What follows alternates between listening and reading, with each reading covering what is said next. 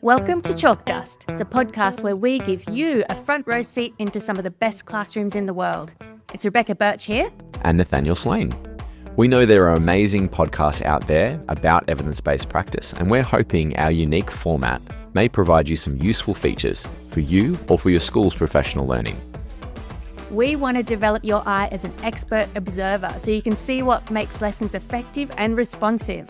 As always, you can listen to an audio version where you'll hear commentary on the practices and classroom audio. Or you can watch the video version to see it all play out visually. Check out the resources in the show notes to also find resources to forward to your colleagues. We'd like to begin this episode by acknowledging the traditional owners of the lands we're recording from and from where you may be listening. Here in Sydney, I'd like to acknowledge the Gadigal people and pay my respect to elders past and present. And I'd like to acknowledge the Wurundjeri people of the Kulin Nations. So today, Rebecca, we're jumping into a secondary humanities lesson, looking at one of the fantastic video samples from the Australian Education Research Organisation, or AERO, their series on teaching for how students learn best. Yeah, it'll be great to see what you think of this secondary teacher. Her name's Melissa Watson, and how she uses explicit and adaptive teaching approaches to achieve active engagement, autonomy support, and of course checking for student understanding as the lesson's unfolding. You can learn more about the work of AERO and a link to their video library and resources in the show notes. Otherwise, let's jump straight in. So thinking about if you lived in a country with a corrupt government, how would that impact on your human well-being? What do you think? You wouldn't feel safe? Not like a government, so you would actively go against them. Absolutely. Or you would fear that they would do something to you. Definitely. So potentially more protests, more violent protests, and fear of the government, definitely. And 3, 2, 1. Could you share with us what you discussed, please, Bella? If you live in a country where you believe that your government is corrupt, you can fear your government, fear that they might do something to you or your family, which Absolutely. can cause and lead to violent protests. Definitely. So the potential that people are fearing a lot of fear towards their government, potentially also that there might be violent protests in response to that government not looking out for your well-being. What did you discuss, please, Amelia Z? That if the government in a country puts more money towards like the military and services and not buildings, then people are going to end up like homeless, not being able to get their resources to survive. Absolutely. So last lesson we discussed how a lot of government money is used to pay for the military, for example. So that's not focusing on things that people need like hospitals, schools, good quality infrastructure. Amelia also mentioned that there may be higher amounts of people who are homeless or not living in safe homes or facilities. Fantastic. What I see here is a really useful tactic in secondary schools where teachers do a sort of soft circulation around the class and get to hear some of the responses students are making. And what it means is that when students go to respond, you have a good idea of the kind of responses they're going to say, whether they have actually got a secure understanding of what you're about to ask them. So what it can do is it can really help students who might be normally a bit reticent to respond, to give them the confidence knowing that they've got something that's been validated by the teacher before the teacher goes and shares that. But I just wanted to know what you think, Nate, actually about getting multiple responses. Do you think there's a value in getting multiple responses, especially when they might be similar? Yeah, so some of the answers here would allow students to show different kinds of responses, but I agree that hearing at least 2 responses is important, even if it is a semi-straightforward CFU question, because 2 from non-volunteers would be a good sample to say, am I solid in moving forward? If you get 2 incorrect responses in a row, you would be thinking we need to go back and reteach. So I think getting 2 at least is really important. In this question where there might be a few different answers, it's probably helpful to get 2 or maybe 3. So I think this is a good use of time, and it's not that long a routine. Like we're doing a brief CFU, we're starting the lesson off. I think it's an investment worth making, definitely. Yeah, I can make a link to our episode 1, which is where students get to hear different language around the concepts that are being taught. So what they're getting from different student responses is actually the vocab that they might then later use in their written work. And it's great as well that the peer support that's possible here, like the beauty of the pair share rather than just going straight to cold call, is that students are getting a chance to pause and consolidate their own response by practicing it or by hearing another response from a peer. And that's increasing that accountable student voice that we love to see. So the next section is where the teacher is introducing the learning intentions, and then afterwards she's going to explain why this particular piece of work is really important, so why this content is really important. So we'll go on. Hey, Nate. So last lesson, we were talking about how this can lead to displacement. This can lead to mistrust in the government. Today, we're going to be building on that and look further into things which are creating barriers to people experiencing wellbeing or to a country being able to achieve wellbeing for its people. And why are we doing this? Okay, what is the purpose? Being able to describe barriers to improving human wellbeing is important because thinking yourselves as a high school student moving into year 11, being able to describe is an important skill. Okay, regardless of which path you're going on, you're going to need to be able to do that. So that's you as a student. Okay, thinking now, you as someone who's going to be leaving this school. Okay, you may find yourselves impacted by these types of things. This is something which is active in Australia. Okay, we are not immune to this. Taking it a step further, you might be in a profession where things like poverty, lack of access to water are things that maybe you're trying to achieve for people or you're trying to educate people about. You might become a human rights lawyer. You might become a teacher. You might work for a charity organisation. You might work for the Water Corp. So these are the types of things which could impact your day-to-day working life as well. You know what I love about this? She's almost spent more time saying why this content is important than she's spent on the learning intentions. And I think in secondary, that is crucial for students who won't necessarily agree with your view about the intrinsic value of Shakespeare, for example. So really unpacking, why should I be listening to you? Why should I do this? And would you indulge me for a minute while I back it up a bit and just explain how this fits into self-determination theory? I'd love to hear that, actually. Great. So self-determination theory is a theory of human flourishing that says that if your basic needs are met, then you will be motivated and achieve your goals, basically. So those basic needs are autonomy, competence, and relatedness. So often when teachers think of autonomy, they think of choice, and they forget that it's actually about a lot more than that. One of the things that helps students feel invested and like they're doing it as a choice is if they're given a rationale. Right? Why should I care about this? They're 15, they're 16, they really don't care. So this teacher has given them layered reasons, right? She said, no matter what path you're on, you have to describe things. It doesn't matter what your post-school outcome is. If you go to TAFE, they're going to ask you to describe things. So for that utilitarian reason, you need to listen. It affects you and your community, your society, etc. It might affect you personally. And then she goes on to the really high level, very aspirational career focus, which is you might do a job where this is really, really important. This is a really important part of moving the world forward, is understanding these global issues. And because she's given them a rationale, they're more inclined to feel like volitionally in charge of their learning and motivated to actually listen to whatever she has next. So I think it's not as essential in primary school, but it's one of the things that explicit direct instruction has picked up on in their model. And I find in primary school as well, that relevance section that EDI talks about is really powerful. What's interesting in this example is that it's really front-ended. And as you said, it's autonomy support from the front end. In the EDI model, you'll see it if you read the textbook. It comes in just after guided practice, but before students go off to do the task themselves, so independent practice. I think it's interesting to play around where it fits in.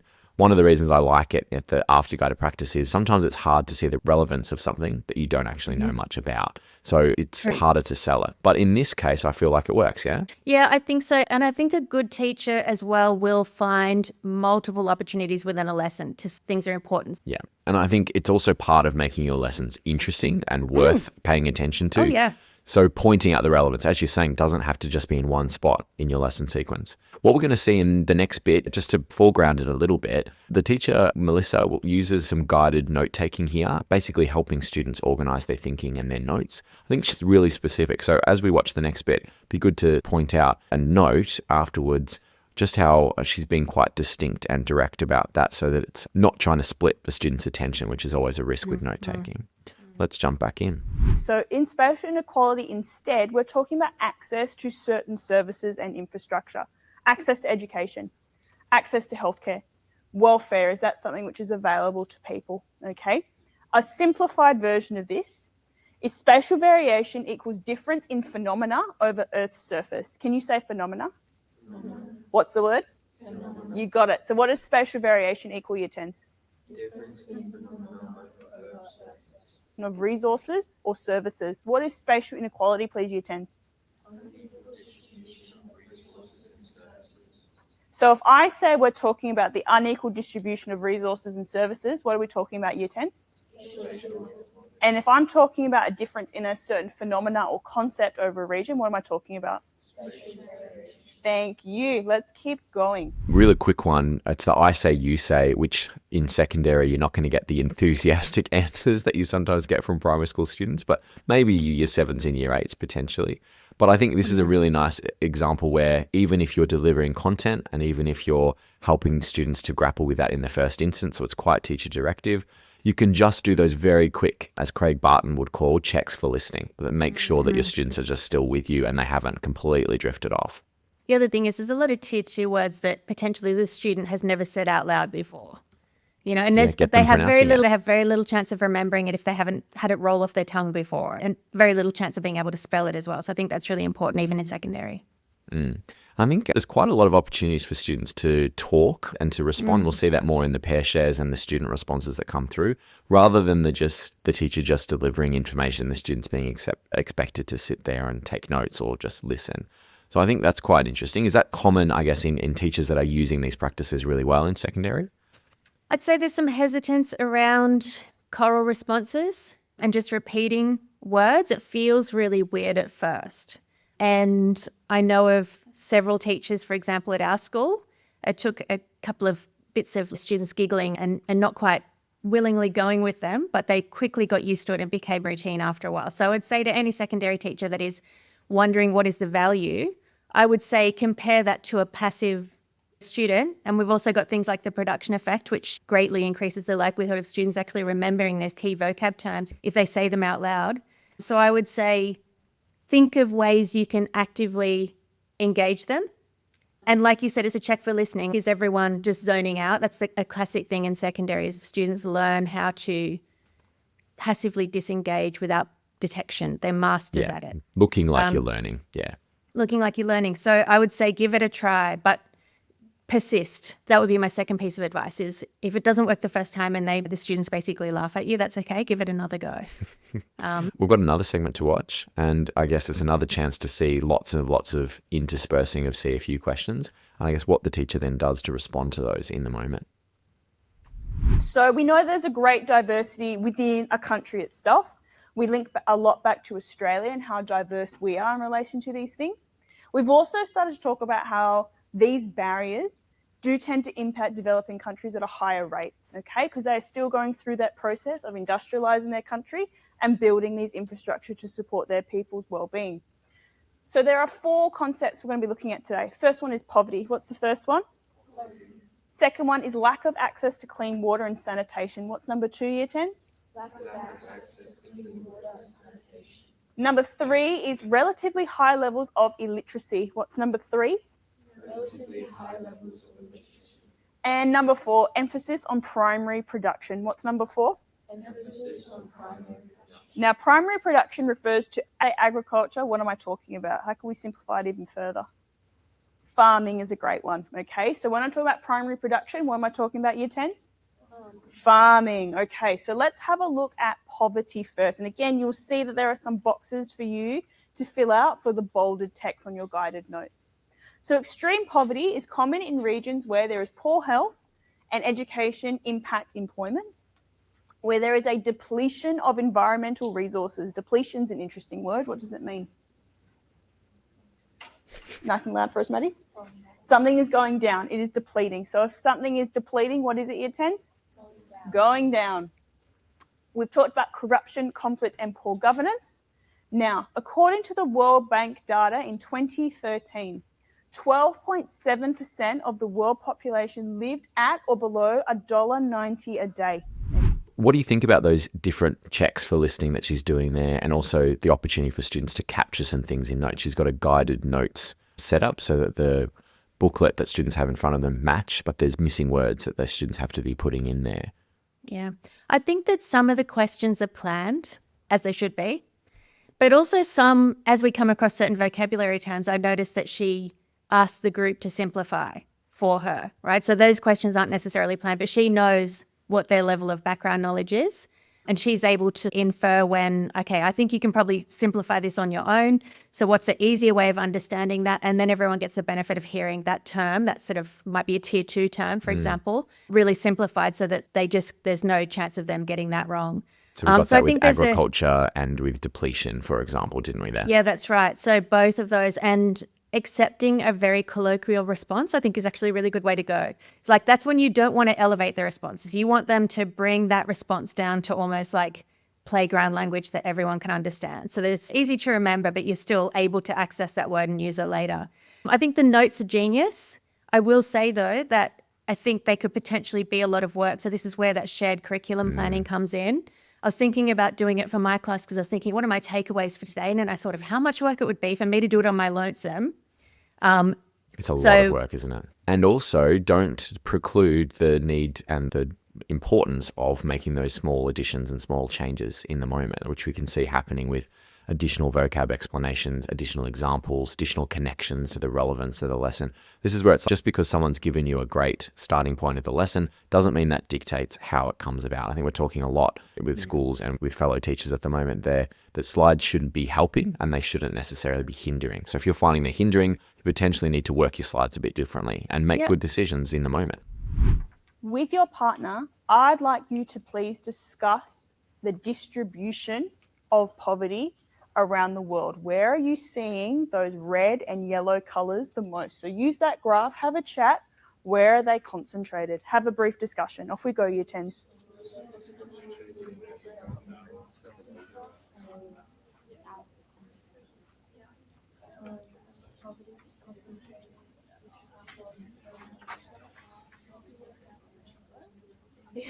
And 5, 4, 3, 2, 1. Where are we seeing that distribution, please, Maddie? Absolutely. So Maddie has identified that this is occurring more in underdeveloped regions. Okay, for example, that's okay. Just describe a region or a continent for me, Maddie. Africa. Okay, so we can see in the continent of Africa, we have quite a bit of red, orange, and yellow. We also see grey, which means there's no data available. So that might mean they don't have the infrastructure to be able to gather this type of information. Yes, Bella? How come Australia doesn't have any data? That is an excellent question. This particular map is showing Australia has not provided data for the national poverty line. May have been that we didn't have a census that year. Maybe our data was deemed too old. That's a really good question that I'll try to find an answer for. This happens a bit in secondary. There's always one kid that has the question you can't answer. We've all taught gifted kids who could run rings around us intellectually. It happens. And celebrate it. And it's okay to say, I'll go off and find out, as long as you actually follow through with that. It seems Melissa handled that question really well and didn't try and pretend that she knew, but also tried to explain what the significance was according to the knowledge that she had, and basically park that for a later discussion. I think I once was brought into a side path saying someone was talking about something to do with gravity, to do with the moon and the sun, for example, a basic sort of concept. And then the question was, so what is gravity anyway? And like, you're trying to improvise a definition of gravity to an audience of grade 3 students. It's actually quite a difficult task. So I had to go at it. And to be honest, I probably should have just parked it and looked up a proper explanation to give a bulletproof definition, because it's hard to improvise those on the spot. And it's okay to say when you can't really explain something without looking it up first. I noticed she was breaking up the instruction a lot. So in this lesson, the feedback, we're just getting some snippets in this sample here, and you can watch the full clip on the Aero website. But there is breaking up what might be seen as like just content delivery. And this is a skill that they're developing in geography around how to read maps. So you're getting a benefit of practicing a skill. And I guess to you, Rebecca, what is the significance of trying to intersperse these different checks for understanding, and how does it improve the quality of the lesson as it's happening? I noticed with that map example that it's actually applying what they've just learned. So they're taking something they've learned about well-being and making some observations. Now, this teacher has taught students at that school, presumably from 7 to 9. She knows the kind of things they're going to be able to do independently. And so occasionally she's able to throw them an application question without necessarily reviewing what the distribution map is and that kind of thing, because she knows them so well. She knows they can handle this. And I think it shows that with explicit teaching, you don't have to labor over everything if you're pretty sure they already know it. You can actually use different forms to check for that understanding. So different methods, get them thinking in different ways. And I think that's a really good way to show that they can use it and they can transfer it. And I think being able to engage in that real data from the world is really valuable, and they obviously can do it. And that's where CFU questions don't have to be straightforward, simple, true, false, black and white answers. You can have ones that require lots of reasoning and application, which was so well modeled. But how do you reckon this contrast, so talking non-examples now, a non-CFU version of this where teachers might be asking questions in what's probably more common in schools at the moment, where they're trying to essentially use the question as a form of instruction and try and fish for answers via their questions?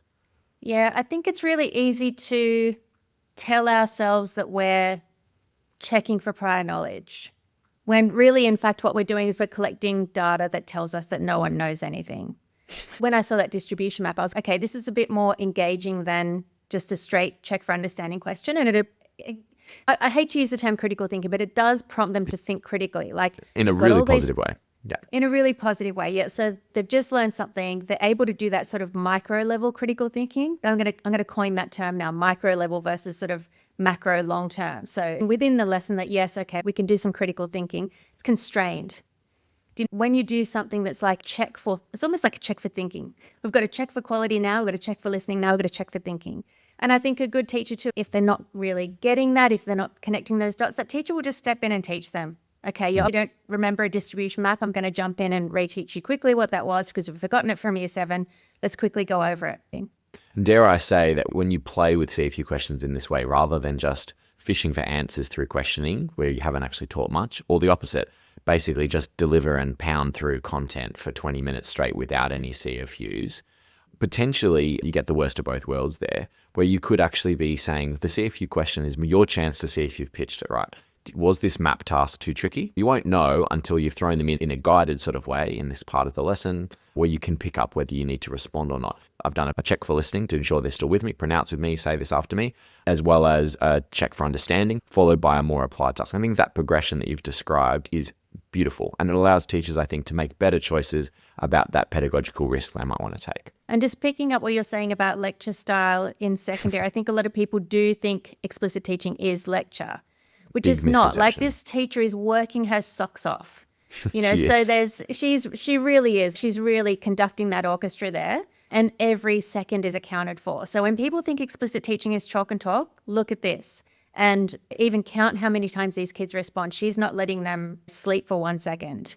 And often if you set a task, like the opposite of this, say you set a task and you let them go for 40 minutes, little kids won't be able to sustain that, will know that they go off task. In primary settings, it's very obvious when behaviour issues comes out and there's problems. In secondary school situations, is that necessarily the case?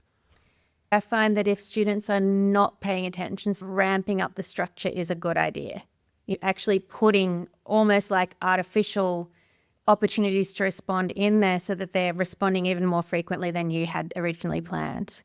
Keeping the learning energy high and the distraction energy low, just stamping that out in ways that are conducive to learning. So not necessarily by having to tell students off, but having really high expectations around what they are required to do in that lesson, so that they're doing the work, they're doing the cognitive work. I know that I just said Melissa's working really hard here, but the students are also working hard. They're not resting on their laurels there. This might be more standing up and running the room and moving about the room than a lot of secondary teachers are used to. I imagine in primary it's pretty different, isn't it, Nathaniel?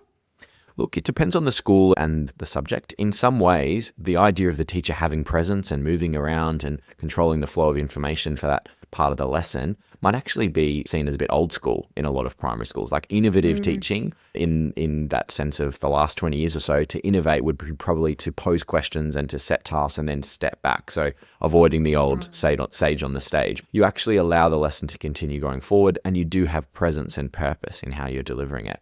Like, you're not necessarily an entertainer, but you do have a sense of connection with the group and ensuring that you stay together and it's cohesive. And so that is going to be quite different for a lot of primary school teachers, especially with the kind of content that is being unpacked here, I think, regardless of primary or secondary. It's just a different orientation to teaching. Yeah, so perhaps not so different after all. Maybe different in perception, but in reality, I think we could all become teachers with greater presence and teachers with greater sort of sense of how our students are progressing. and therefore make better decisions. That's not to say that we have to stand up and deliver the entire session, that we want to move them to that independent practice. We want them to get there as soon as they can. That's where it's like you don't hold them in the guided practice for longer than needed. You want to release them to independent practice as soon as you can. Yeah, great. And look, this is really different. If you're new to this way of instruction, it's okay to say this is quite different to how I usually run my lessons. They might be more lecture style, delivering content, or they might be more applied task and here's 40 minutes, off you go. So this is really different to introducing a few topics and showing a brief video and then getting students to do 40 minutes of a task in order to map the kinds of things that they're doing. Like, how can we sell that to people who may be new to this style of teaching and what the benefits are to the students? Just starting with one tapple that's at the start of the lesson is, I think, really transformational, because you see that sequence in action and you think, oh, they learned it. This is great. You get that instant feedback, and that sort of idea of teaching first and getting that response back, it becomes quite addictive. On the flip side, you've got this data right in front of you, and if they haven't got it, it's very evident. And you have to decide whether to do something about it. It's quite confronting, and you think, I thought I taught that, but actually I didn't. I'm going to have to do it again. I thought my explanation was the best explanation, and just the 60% of reasonably capable kids got it, 40% didn't. It's a wake-up call, but if you get it in the moment, you do get instant feedback back from your students. So you can make a change there, and then it's not a wasted opportunity. Absolutely. 2, 1.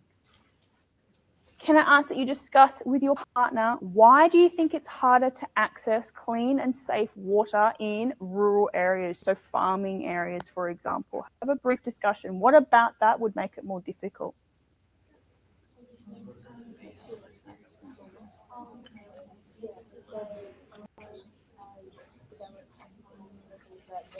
What do you think, Kayla? Absolutely. And why is there less water? Absolutely. So harder for them to build that infrastructure. What did you think, Angus?